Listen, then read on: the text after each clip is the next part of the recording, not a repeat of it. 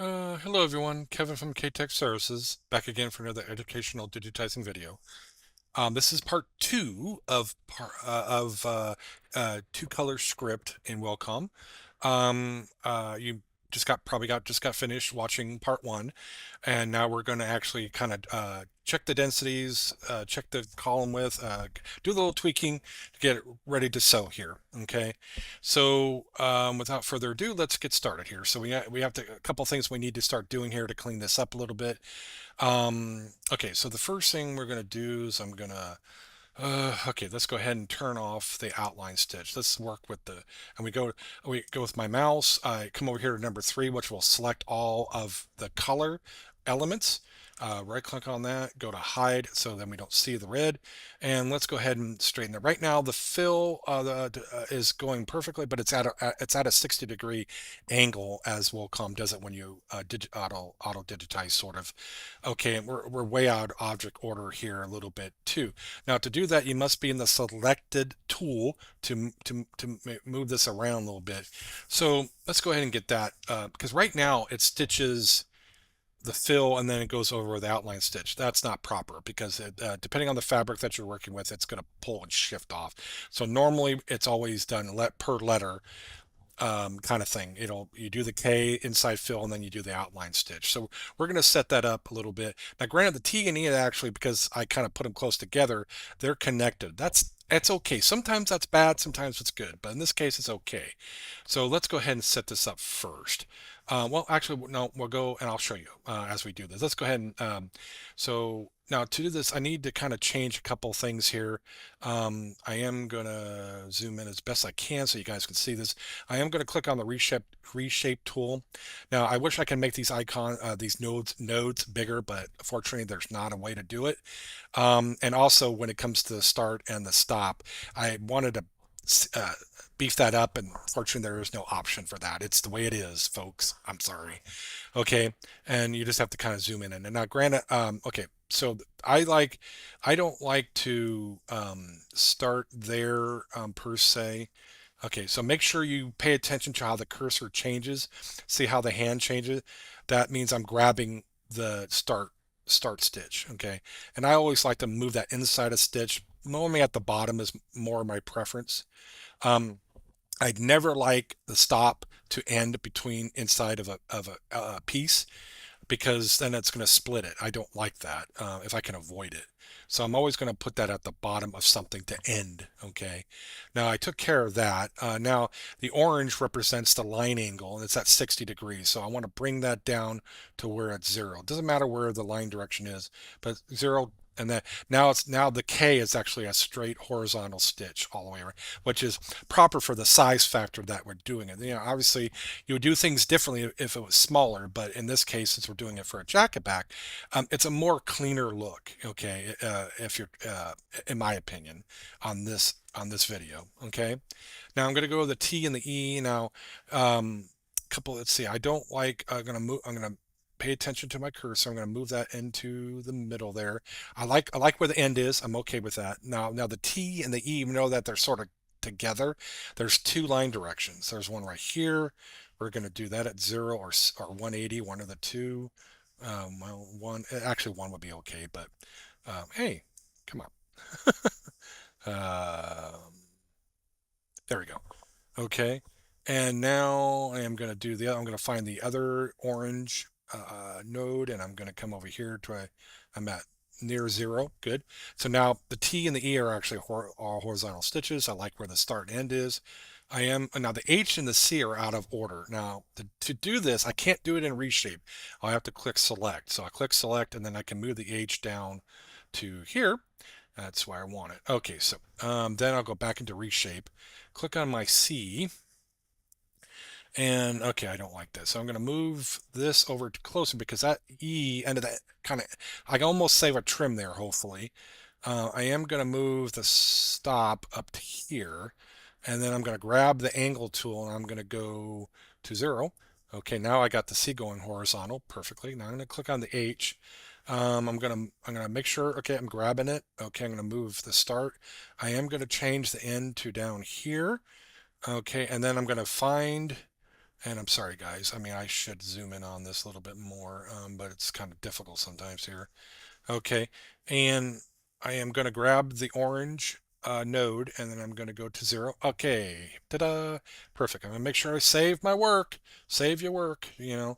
Okay, so we got the fills done. All right, so a couple things here. Let's go ahead and go to 1 to 1. Okay, and I want to now the density level. Now, when you're working with this, make sure your stuff is highlighted because if you start making adjustments and nothing's highlighted, you're wasting your time because it won't change anything. So I'm going to click on the number one because I want them all selected. I am going to go over to the fill. Okay, and the spacing that's the density for fill. Obviously, the lower would be more, but 40. I would start out with 40. It should be plenty. Um, the other thing now we're gonna do is we're gonna go to pull comp. Now that's now they're all at set at normal point 17. And what I mean by that, so I'm gonna highlight number three. I'm gonna right click on. I'm gonna go unhide so we can bring back the border, go back to number one, and okay, we're going to take off true view. I am going to zoom in on this T a little bit, and it's these stitches right here. Now that's where this is at representing this because of pull compensation. Now, depending on the fabric that you're stitching with, it's probably going to end up about right about here. But let's say it wasn't where, I want to do more. Well, of course, okay, make sure they're highlighted.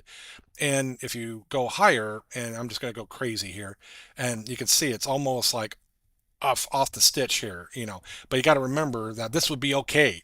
I know it's funny, but it's going to pull down to about here. Okay.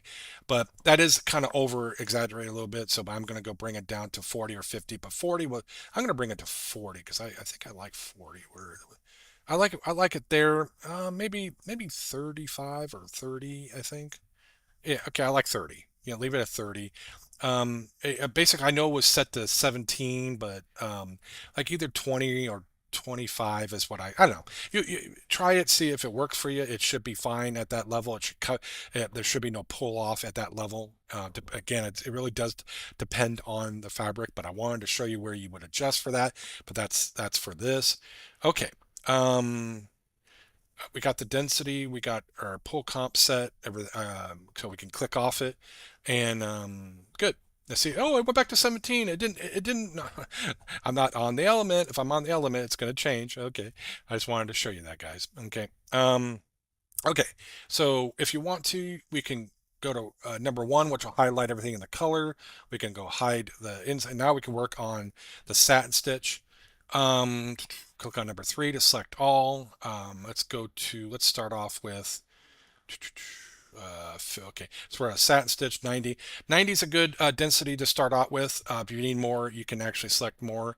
Darn it. I'm going to back up here. I'm going to jump back over to complex here. Let me go ahead and turn that back on and turn this one back off for the moment.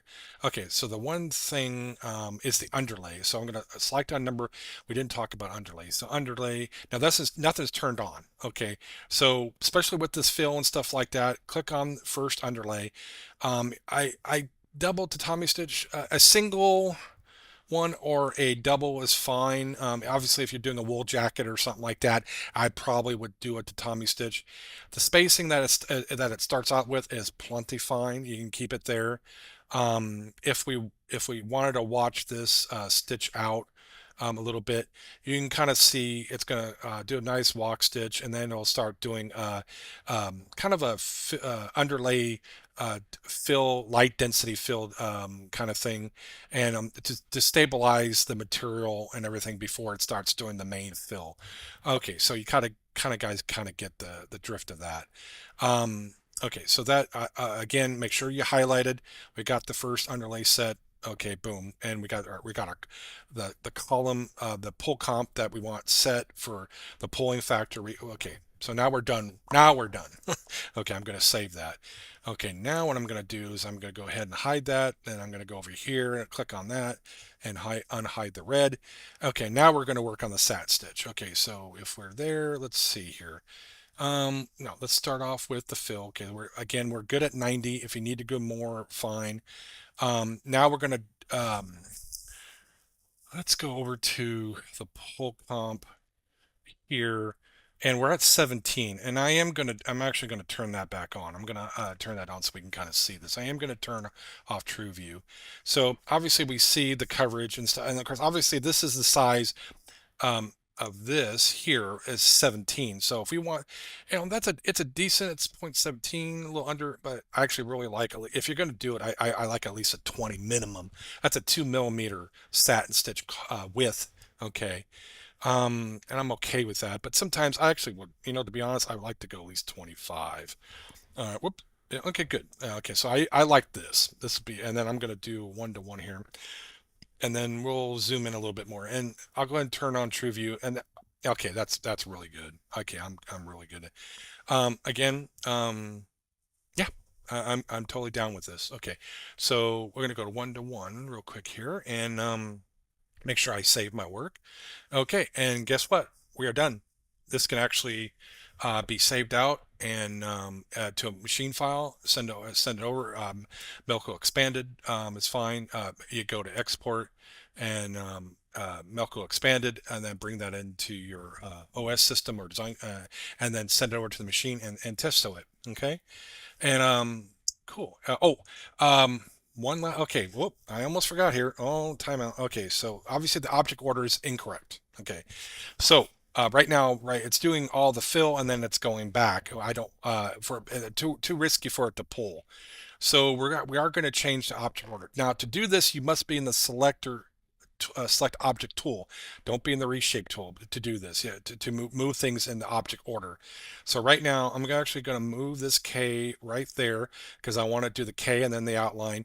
Now the T and E, and this will be okay. So then what we'll do is we'll select this. I'm holding my control key on my keyboard, and then I can move it right to there. So I'll do, and then after that it will do the T and the E. And then let's see, is that okay? The C, fine. Okay, then we're going to move, I'm going to drag this up to here. So it does the inside and then the H, and we're going to move that down to here. Oh, no, I had it. No, I had it right. I had it right. Sorry. So fill and then that. Now, this is the object order that we need it to be in. I almost forgot. Okay.